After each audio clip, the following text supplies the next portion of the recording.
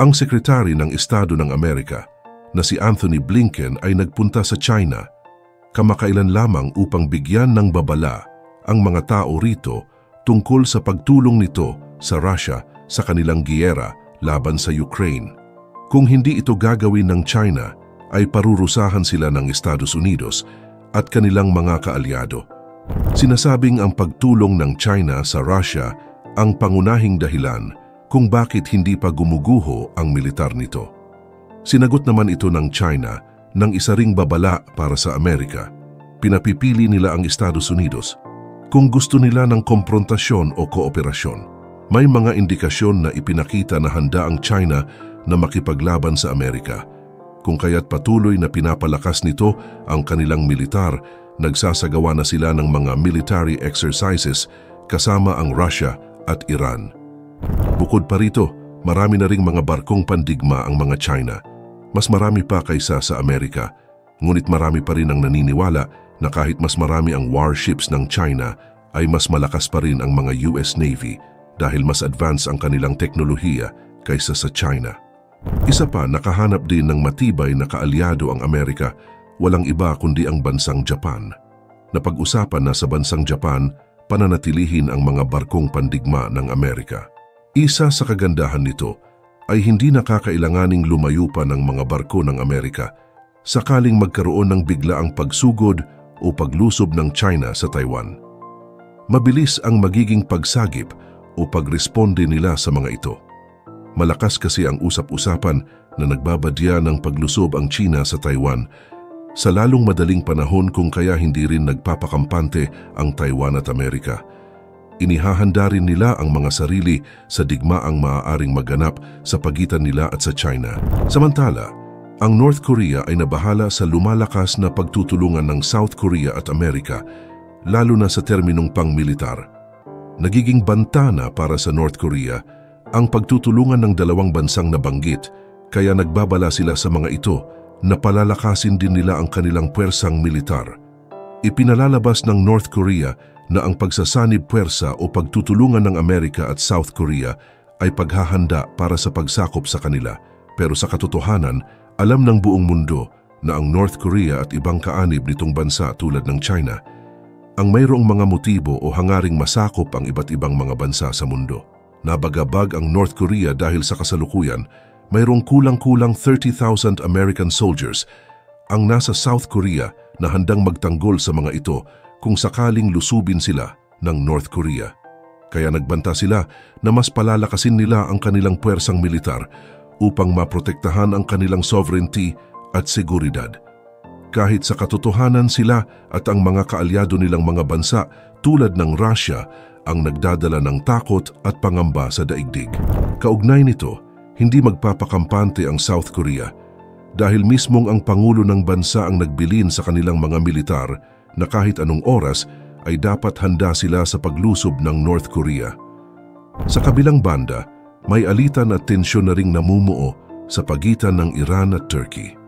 Nais kasi ng huli na maging malakas sa buong Iraq, ngunit ang Iran naman ay nagnanais na maging pinakamalakas at maimpluwensya sa buong Middle East.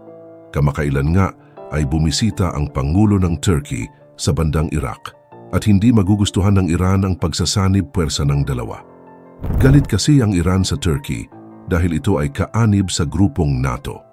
Ang NATO o North Atlantic Treaty Organization ay isang pandaigdigang samahan ng mga bansa na naglalayong magbigay ng kolektibong depensa laban sa anumang banta sa seguridad at kalayaan ng mga kasapi nito.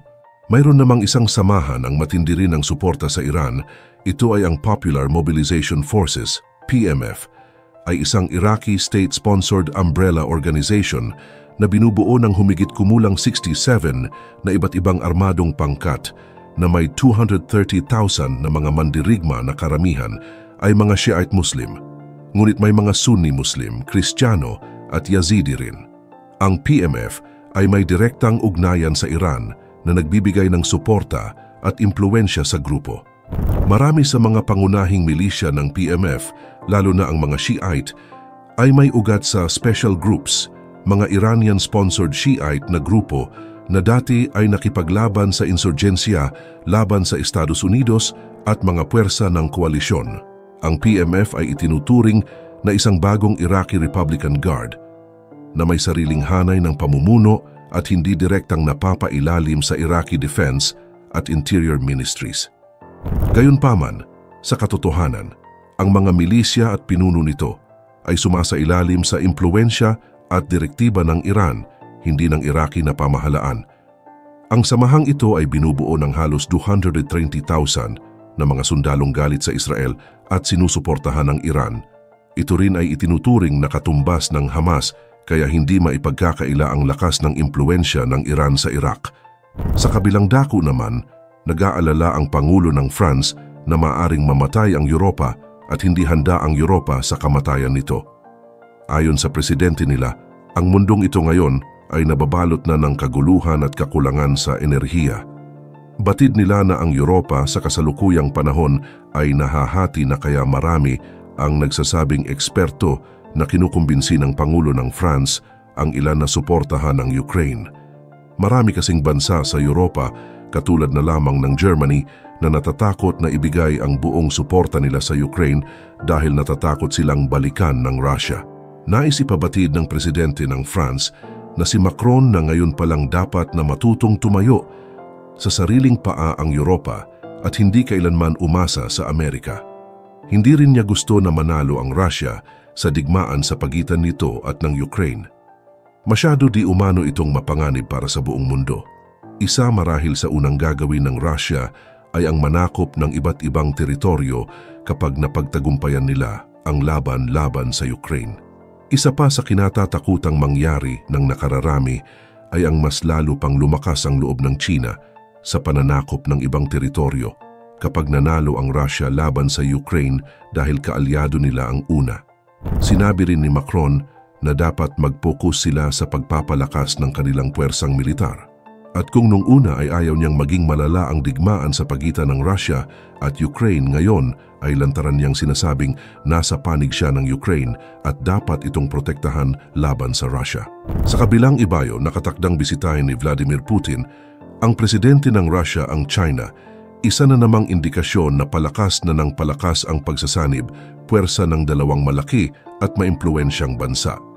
Aminado na rin ang Russia na kailangan nila ang malaking tulong ng China dahil sa mga ipinataw na sanctions sa kanila ng mga Western countries. Isa pa, nagsimula ng magpadala ng mga missiles ang Amerika sa Ukraine. Napirmahan na rin ni Joe Biden, ang Pangulo ng Amerika, ang $1 bilyon na tulong para sa Amerika, na agad namang ipinagpasalamat ng Ukraine dahil noong nakaraan ay lumakas ang puwersa ng Russia at nakukulangan na rin talaga sila ng mga armas pang depensa, pero nang dahil sa tulong na ibibigay ng Amerika ay makakapaglunsad na naman sila ng malakasang opensa laban sa Russia. Samantala, ayon naman sa Pangulo ng Iran, kapag sinalakay sila ng Israel ay hindi nila ito palalampasin at siguraduhin nilang mapupulbos ito. Sinabi ito ng mga presidente ng Iran sa Pakistan nang bumisita ito sa kanila. Nagkasundo rin ang bansang Iran at Pakistan na kapwa nila kalaban ang bansang Israel. Isa rin sa dahilan ng pagbisita ng Pangulo ng Iran sa Pakistan ay upang pag-usapan ang ilang issue na nagaganap sa kanilang border at para mas mapalakas ang pagtutulungan ng dalawang bansa. Magiging matindi ang paghihiganti ng Iran kapag sinalakay sila ng Israel. Iyan ang binitawang salita ng kanilang presidente.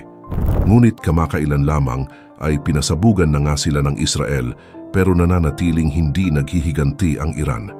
Kaugnay nito, ang sabi ng Iran ay hindi sila agad-agad higaganti, ngunit hindi ibig sabihin ay hindi na sila gaganti kailanman. Sa katunayan, patuloy ang pakikipaglaban ng Israel sa Hamas, isa itong grupo na pinupunduhan ng Iran para kalabanin ng Israel.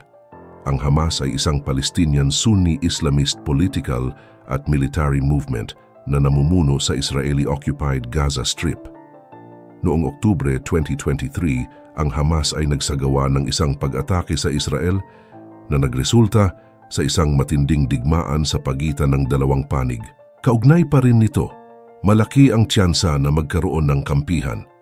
Ang Pakistan ay tutulong sa Iran laban sa Israel dahil nagkasundo na ang dalawang bansang ito kahit kamakailan lamang ay nagkaroon din sila ng labanan noong sinalakay ng Iran ang Pakistan at gumanti naman ang huli sa una. Ang labanan ng Iran at Pakistan ay may mga pinagmulan na nauugnay sa terorismo, pagpapalakas ng ugnayan, at mga pangako ng kooperasyon sa pagitan ng dalawang bansa. Ayon sa mga sanggunian, ang tensyon sa pagitan ng Iran at Pakistan ay bahagi ng kanilang pagsisikap na labanan ang terorismo at pamahalaan ang kanilang mga hangganan. Ang mga pangako ng pagpapalakas ng ugnayan at kooperasyon sa pagitan ng dalawang bansa ay naglalayong tugunan ang mga kriminal na aktibidad at magkaroon ng mas matibay na relasyon sa gitna ng mga pinagsasaluhang hangganan. Bukod dito, may mga insidente rin ng pag-atake tulad ng pambobomba ng Pakistan sa ilang lugar sa Iran na nagpapakita ng pagtindi ng tensyon sa pagitan ng dalawang bansa.